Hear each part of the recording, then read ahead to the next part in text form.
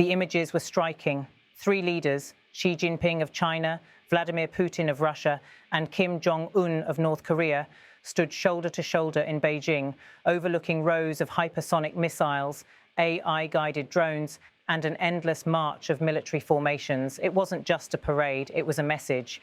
A message not only to their citizens, but also to the United States and its allies. A new power bloc is rising. For years, analysts have speculated about growing cooperation among America's main adversaries. Now the world has a term for it: Crink, China, Russia, Iran, and North Korea.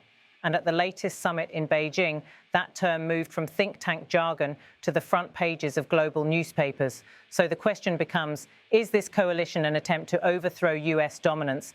And is America losing its grip on world leadership? The acronym Crink first appeared in security circles around 2022 to 2023. It refers to the loose but increasingly visible alignment between China, Russia, Iran, and North Korea. China, the economic giant, sees itself as the leader of a new multipolar world. Russia, facing Western sanctions and isolation over Ukraine, is eager to find powerful allies. Iran, long adversarial with the US, provides drone technology, energy routes, and a link to the Middle East. North Korea, though economically weak, offers one thing in abundance: military manpower and a willingness to defy Washington. Individually, each state has long opposed US influence, but collectively they pose a symbolic and potentially structural challenge to the post-World War II order dominated by Washington. What makes the term Crink powerful is that it frames these disparate actors as one bloc, much like the axis of evil in the early 2000s. Whether that bloc is cohesive or not, its public symbolism is undeniable. And in Beijing, it was on full display. The Beijing summit, held alongside China's 81st anniversary commemoration of the end of World War II, marked the first time these leaders appeared together at such scale. Xi Jinping positioned himself as the statesman of a new era. Standing with his old friends, he proclaimed China's rise as unstoppable. Vladimir Putin seized the opportunity to demonstrate he is far from isolated. Despite Western sanctions, here he was, front and center on the global stage. Kim Jong Un pledged to support Russia with everything possible, an extraordinary statement that drew sharp rebukes in Washington. The military parade showcased not just China's arsenal, but also its willingness to visibly align with Moscow and Pyongyang. Hypersonic missiles, nuclear submarines, and AI-powered weapon systems rolled across Tiananmen Square, projecting both confidence and defiance. Observers described the scene as a choreographed warning to the United States. Beijing is no longer content to play a secondary role in global affairs. The military dimension of Crink is where US analysts express the greatest concern. First, the North Korea's contribution. Pyongyang has reportedly sent thousands of troops to Russia's Kursk region, fighting alongside Russian forces against Ukraine. Putin publicly praised them as heroic. In return, North Korea is believed to be receiving advanced missile and drone technologies, knowledge it could use to further destabilize Northeast Asia. Second is Russia's leverage. Isolated from Western markets, Moscow is increasingly reliant on China for semiconductors, machinery, and alternative financial systems. In exchange, Russia appears willing to share sensitive military expertise, possibly even in submarine stealth technology, with Beijing. Third is China's advantage. By positioning itself as the economic engine of the bloc, China can both bankroll and benefit from this partnership. Its defense industries, already growing at unprecedented speed, gain real-world battlefield data via Russia and North Korea. US officials warn this cooperation could erode America's technological edge, especially in naval warfare, missile defense, and drone combat systems. But is Crink a full military alliance? Not yet. Unlike NATO, there is no formal treaty binding these nations. What exists is a convergence of interests, defying Washington, weakening US alliances, and shaping alternative centers of power. Back in Washington, reactions have been divided. Former National Security Advisor John Bolton has been one of the loudest voices, calling Crink the single greatest strategic threat to the United States. He argues that while these nations may not fully trust one another, their combined actions represent a systematic effort to chip away at American leadership. The Biden administration, or under current circumstances, the Trump administration, depending on timelines, has faced mounting pressure to respond. Calls for strengthening NATO, expanding Indo-Pacific alliances, and doubling down on AUKUS, the security pact with Australia and the UK, have grown louder. Donald Trump, never shy with words, went further. in a Truth Social post, he accused Xi, Putin and Kim of forming a conspiracy against the United States. Though the Kremlin quickly dismissed this as ironic, the claim stirred fierce debate at home. For some Americans, Trump's warning resonated. The world really is aligning against the US. For others, it was political theatre designed to stoke fear. But either way, the perception of America under siege is gaining traction. The Beijing summit captured global attention. But the question many analysts are now asking is, how real is Crink as a coalition? On the surface, the display of solidarity was powerful. Xi, Putin and Kim marching side by side projected unity. Add Iran into the mix, offering drones to Russia and oil exports that circumvent sanctions, and you have a picture of four nations building a wall against Washington. But scratch beneath the surface and cracks begin to appear. First is China's caution. Beijing still trades heavily with the US and Europe.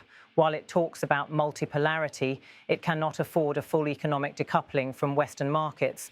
That reality puts limits on just how far Xi can push confrontation. Second is Russia's desperation. Putin needs allies, but he's the junior partner to China. Moscow's weakened economy and battlefield struggles mean it is more dependent on Beijing than it may like to admit.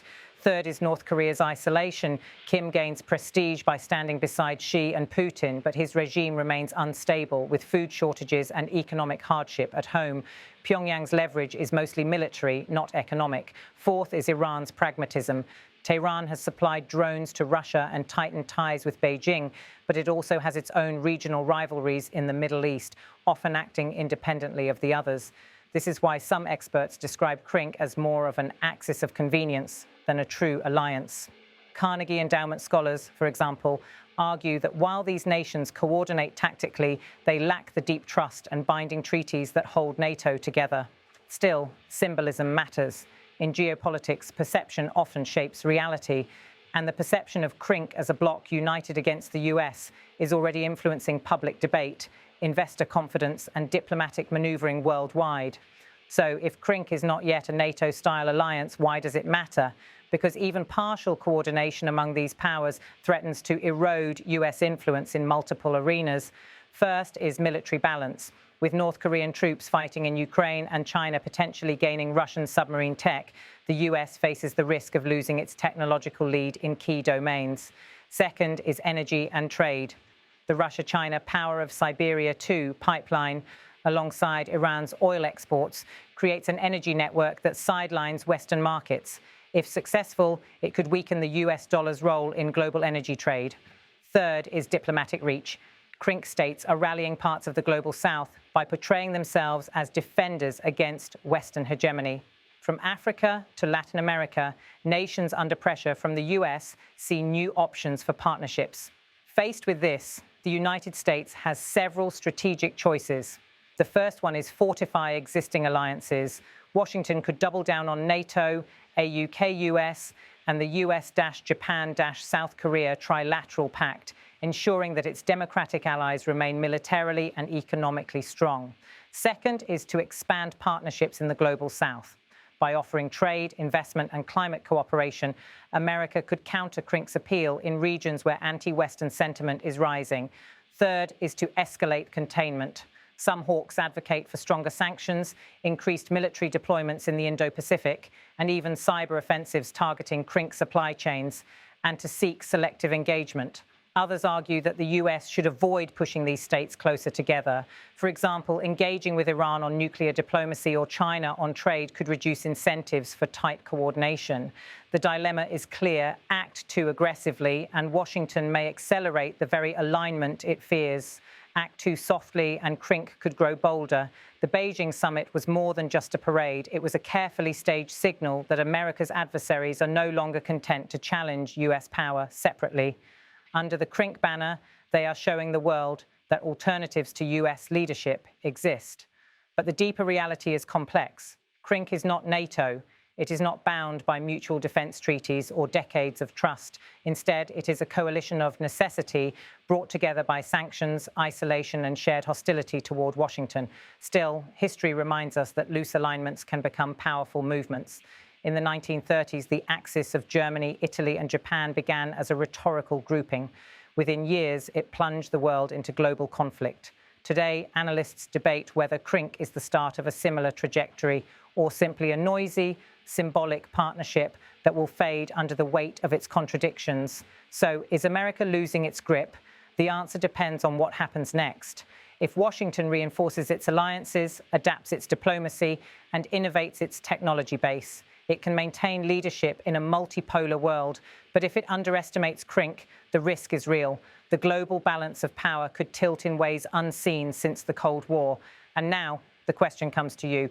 Do you think Crink is a genuine threat to US dominance or just a temporary show of strength? Should America confront it with tougher sanctions and military deterrence, or try to divide the bloc with smarter diplomacy? Drop your thoughts in the comments below, because this conversation is just starting.